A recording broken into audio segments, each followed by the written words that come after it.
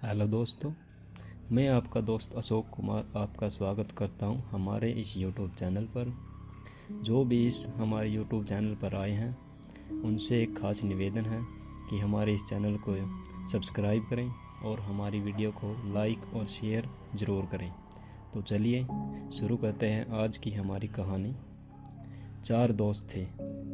वे एक साथ बचपन से रहते आए थे, जिसकी वजह से वे चारों बहुत ही पक्के दोस्त बन चुके थे। चारों दोस्तों के घर एक दूसरे से काफ़ी दूरी पर थे। उनका गांव छोटा था, जिसमें घर भी काफ़ी कम थे। छोटा सा गांव था जिसके चारों ओर एक जंगल भी था। उन चारों के नाम थे रोहित, सोहन, विनय और अर्जुन।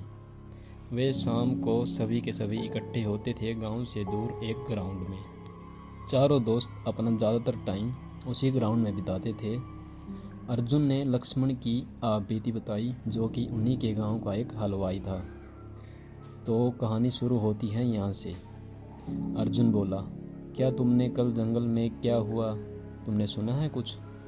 रोहित ने आश्चर्य से पूछा, क्या हुआ? तो अर्जुन बोला, कल लक्ष्मण हलवाई काम से दूसरे गांव में गया था। वो सुबह सुबह ही निकल गया था काम के लिए। वहाँ गांव में शादी थी तो काम ज़्यादा था। आते वक्त उसे काफ़ी देर हो चुकी थी। तुम्हें पता ही है, हमारे गांव में आने के लिए जंगल से होकर ही आना पड़ता है, और रात में जंगल से अजीब अजीब आवाज़ें भी आती हैं, जिस वजह से गांव का कोई भी आदमी रात के समय गांव से बाहर नहीं जाते हैं और बाहर से जल्दी ही आ जाते हैं गांव। तुम सब तो जानते ही हो, उस जंगल में बहुत सी घटनाएं घट चुकी हैं। तभी विनय ने बोला, अबे वो सब छोड़ और आगे बता क्या हुआ। अर्जुन बोला कि लक्ष्मण हलवाई एक साहसी और निडर है। वह रात 11 बजे उस जंगल से निकला। सवारी कुछ भी नहीं थी, वह पैदल ही था और उसी जंगल में पहुंच गया। वह थैली में कुछ मीठा भी लाया था कि घर पर बच्चे खा लेंगे। वह जंगल में रास्ते पर चल रहा था तो रास्ते में थे और टहनियों की आवाज़ें आ रही थी जब जब उन पर पैर पड़ रहा था। जंगल में हर तरफ जानवरों की कराहने की आवाज़ आ रही थी। तकरीबन 1 बजने को आया था, लेकिन लक्ष्मण अब भी जंगल में ही था। लक्ष्मण अपनी ही धुन में चलता जा रहा था। तो अचानक उसे लगा कि उसका झोला किसी ने खींचा। लक्ष्मण ने पीछे मुड़कर देखा तो कोई नहीं था। लक्ष्मण ने सोचा यह उसका वहम होगा। वह थोड़ी आगे चला ही था कि एक बार और किसी ने उसका झोला पकड़कर खींचा। इस बार लक्ष्मण डर गया कि वह वहम नहीं हो सकता, कोई तो है। वह फिर आगे उड़ा तो उसे हंसने की आवाज़ आई। लक्ष्मण वह आवाज़ सुनकर इतना डर गया कि उसके रूहे भी खड़े हो गए थे। वह आवाज़ इतनी डरावनी थी कि उसे उस ठंडी रात में भी पसीने आ रहे थे।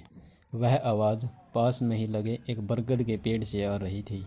लक्ष्मण इतना डर गया था कि उसकी हिम्मत भी नहीं हो रही थी कि उस तरफ जाकर देखे कि वहाँ पर कौन है। वह वहाँ से तेज़ तेज़ चलने लगा।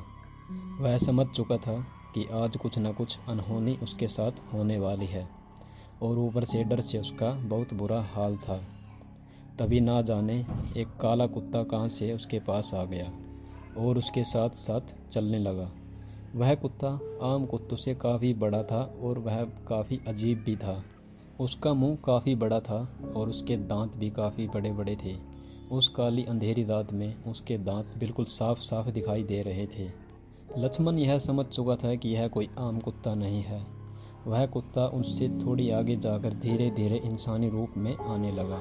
वह एक भयानक रूप लेकर लक्ष्मण के आगे खड़ा हो गया। लक्ष्मण बताता है कि वह इतना भयानक था कि अगर कोई आम आदमी या कमज़ोर दिल वाला आदमी उसे देख ले तो तुरंत ही वही मर जाए। लक्ष्मण बताता है कि वह बहुत ही भयानक था।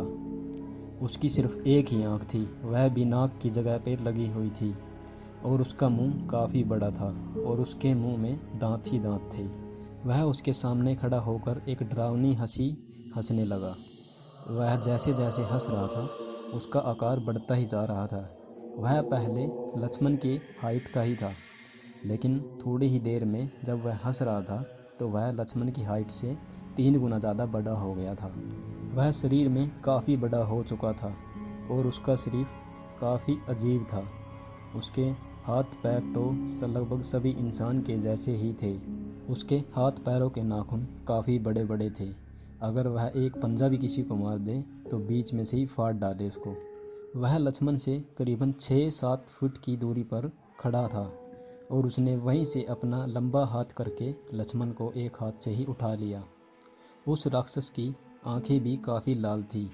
लगता था कि उसकी आंखों से खून निकल रहा है। उसने एक डरावनी हंसी हंस के बोला कि मुझे खाना चाहिए, मैं बहुत भूखा हूँ।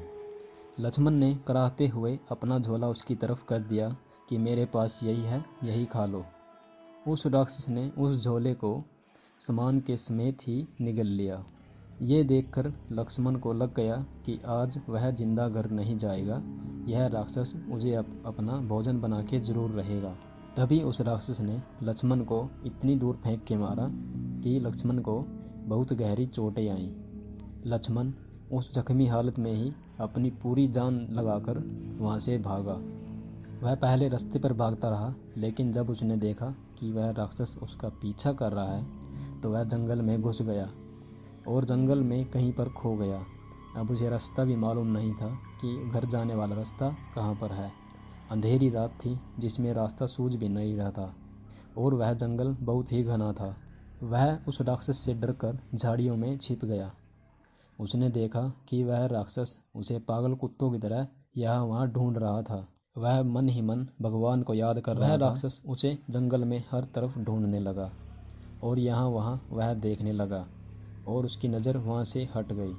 वह राक्षस जंगल की ओर चला गया। तब लक्ष्मण ने समय देखते ही वहाँ से भाग जाने की सोची और वह जैसे ही वहाँ से निकला तो उस राक्षस ने लक्ष्मण को फिर से पकड़ लिया। राक्षस ने जब लक्ष्मण को पकड़ा था तो उसके हाथ में एक पत्थर आ गया था।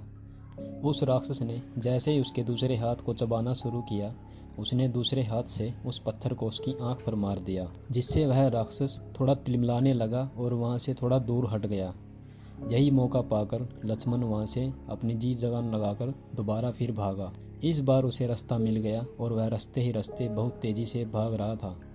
उसका खून बहुत बह रहा था क्योंकि उसका हाथ बिल्कुल बीच से फट गया था। वह राक्षस फिर से उसका पीछा करने लगा और उसके पीछे पीछे बहुत तेज़ी से आ रहा था।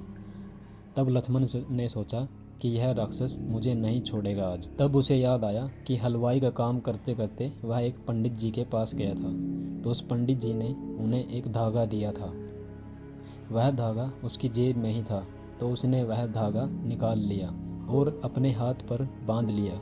वह राक्षस उससे थोड़ी दूरी पर आकर खड़ा हो गया और उसके हाथों की तरफ देखने लगा, लेकिन उस राक्षस की हिम्मत नहीं हो रही थी कि वह लक्ष्मण को कोई हानि पहुंचा सके, और एक डरावनी मुस्कान देते हुए कहा कि आज तो मैं तुम्हें छोड़ रहा हूं, अगर आगे मुझे इस रास्ते पर दिखाई दिया तो वह रात तुम्हारी आखिरी रात होगी। लक्ष्मण जख्मी हालत में अपने घर की तरफ गया। जब घर वालों ने उसका ये हाल देखा तो घर में रोना धोना शुरू हो गया।